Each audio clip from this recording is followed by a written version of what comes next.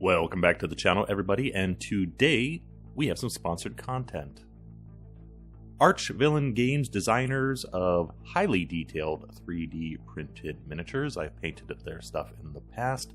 This is from their November Patreon pack, the Moon Dance collection, and we're going to be painting up their werewolf.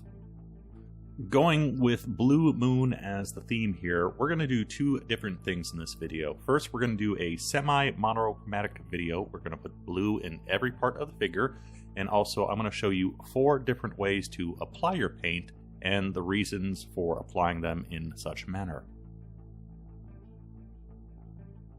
Alright, let's begin.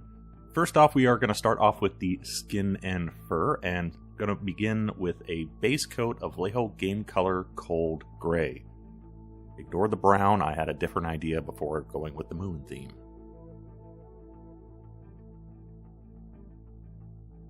For this area, we are going to go with a combination of layering and washes. So on our base coat, I'm going to put a wash mix of Game Color Stormy Blue and Game Color Shadow Gray. The reason why we are using a wash on the skin is because skin looks better when there's a little bit of variety in it. And a wash tends to not dry perfectly. You don't get the smooth results as you do if you were just layering. So that unevenness is actually going to help us out here. Our wash was not very dark, so we don't have a lot of tinting on our base coat. So we do not have to reapply the base coat at this step, and we can move right into the highlights. Our goal here is a cool white, so I'm going to be highlighting 4 times, just adding white to our cold gray, just showing you 3 here for brevity. And from here on out, we are using the standard layering method, so we have our paint very thin, roughly 1 to 4. You can see on the palette here, you can see right through the palette, paint is very transparent. And just slowly building up those highlights. Each time we add more white to our mix, we work on a smaller, more concentrated area of the skin and fur.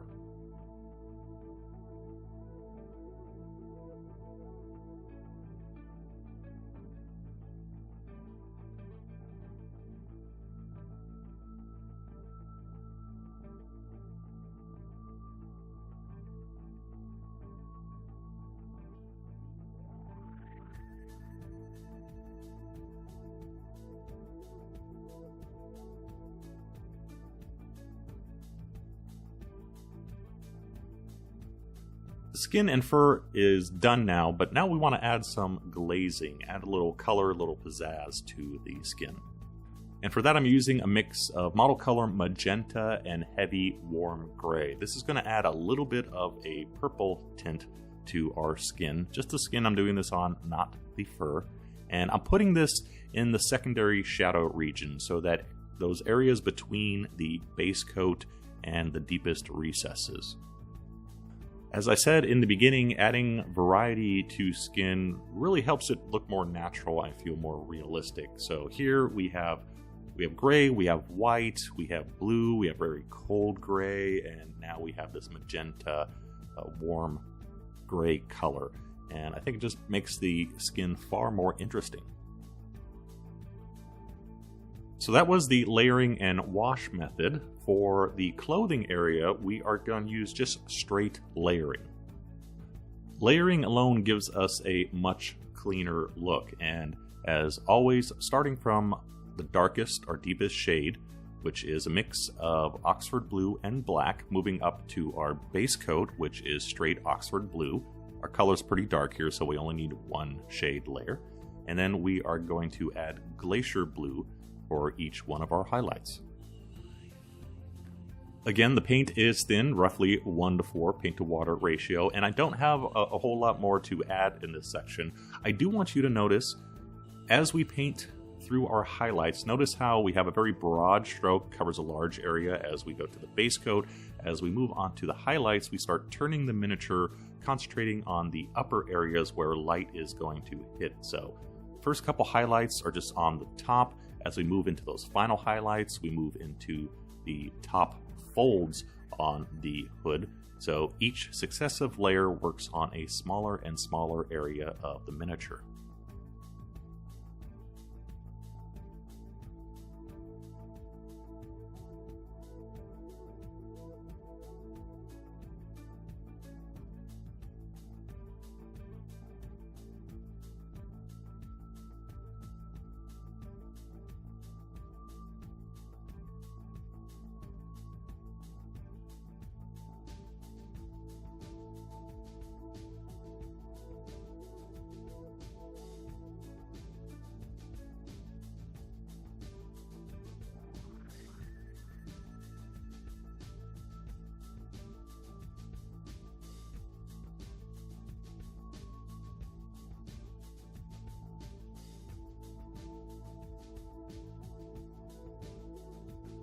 Much like with the skin, we are going to apply a glaze here. However, it's not as effective here because we are putting the glaze over a very dark surface as opposed to the skin where it was going over a very light surface.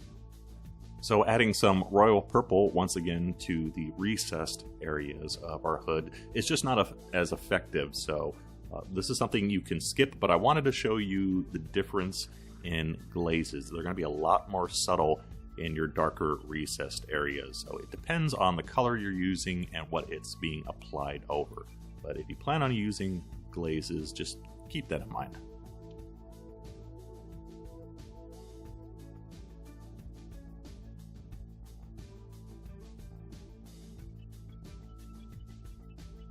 Moving on to the metallic bits, I'm going to show you two different ways you can mix your metallics, starting off with the infamous TMNT technique. For this, we are taking steel, mixing in scurvy green and stormy blue.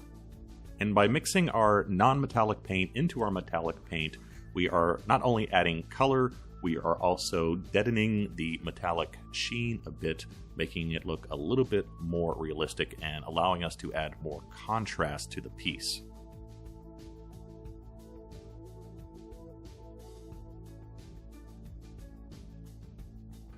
For our shade, we are going to go with the same colors we just used, scurvy green and stormy blue, but I've added a little bit of black. We're going to do this twice, second time with more black added.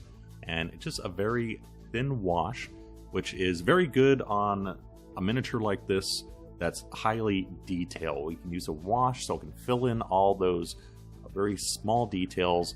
Imagine trying to paint this with the layering method. It would just take way too long and be too difficult. Once the wash is dry, we're going to go back to our original base coat mixture and add a little bit more steel to that for our highlights, and the piece is done.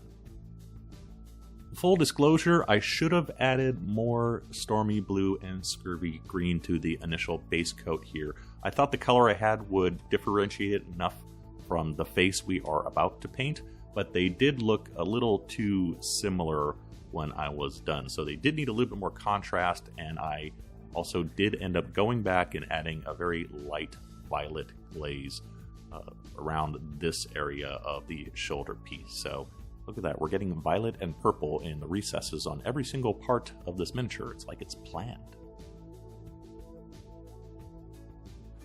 For what I'm calling the silver bits, we are going to use a base coat of, once again, Vallejo Model Air steel. But this time we are going to give them a wash of blue and black ink. The reason for using inks here rather than paint washes like we did on the previous step is that inks are more transparent and they allow more of the metallic sheen to shine through. So my goal here is to get two different textures on the metallic bits and also show you, of course, two different ways to highlight and shade your metallics. And in case you're wondering why I am base coating with steel on both of these areas and not using actual silver paint, it's because in the Vallejo Model Air range, steel and silver are virtually the same color. I do have a bottle of silver, but I almost never use it, so if money's tight, just get steel, and you can use that for either one. And then finally, for the little flamey bit, or magical effect, whatever it is, we are going to paint that solely with washes. the flame has enough texture and the paint is just going to flow down to the lowest portion, which of course is where we want the lighter color. So just base coating with Game Color Electric Blue and then adding white to that for our washes. I think I used about 3 or 4 in total, adding a little bit more white each time, also thickening the wash as we go down. So starting off with a thin overall wash and then repeating it a little bit with a little bit more white in it and applying it lower into the hand. Just make sure it doesn't pool too much in the palm of the hand and you are good to go. We have a quick little OSL effect right here.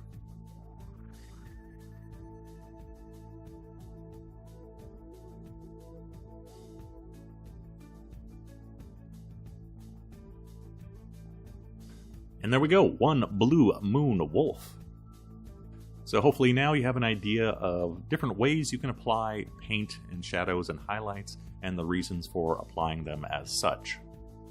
Also, sticking with a single color throughout the miniature is very limiting when you do something like that. However, I tend to find it a little bit cathartic when painting that way. When you don't have an entire color spectrum of colors to choose from and you narrow your focus, I find the painting tends to be a little bit more quicker and you're a little bit more solid about your color choices, but maybe that's just me. As mentioned in the beginning, this is a sponsored video, which I don't do much of because I'm not going to just sponsor anybody. I have painted Archvillain Games miniatures in the past, and I've purchased several from them. I wasn't kidding at the beginning when I said these miniatures are extremely highly detailed. They are. So much so that I have to increase the size of the miniatures just to see all those details. This guy here was blown up 20%. So much so that I think you can probably double the size of them and actually increase in the amount of details rather than losing them. But anyway, check them out, link below. Thank you very much for watching. Hope you learned something, and I'll see you next time. Bye-bye. Here's the wind-up and the pitch. Werewolf? No, werewolf. Where? Say it.